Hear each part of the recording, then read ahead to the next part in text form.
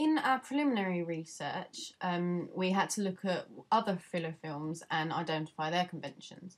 And I feel that like the ones that we looked at have directly influenced our final piece. One of the first films that I looked at was Saw, as I mentioned earlier. I watched the opening to the film, and from the very beginning, we saw the crime at the core of the narrative. There is a dead body in the middle of the room that he starts in. So it's like straight in there with the crime. And there are also themes of voyeurism and an enigma which the audience are expected to be solved.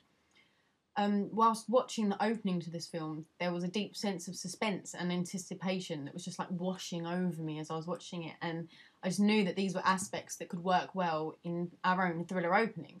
The themes of voyeurism are especially kind of freaky, and the idea that someone's watching you and you don't know they're watching you is just something that I find to be really rather scary. I mean, you don't know, this could be someone watching you right now. It's one of those things that you just kind of plays in the back of the audience's mind as they're watching films and relating it to their own life. Mixed in with the crime and enigmas, I thought that all of these themes work well together to create a deep sense of anxiety for the audience.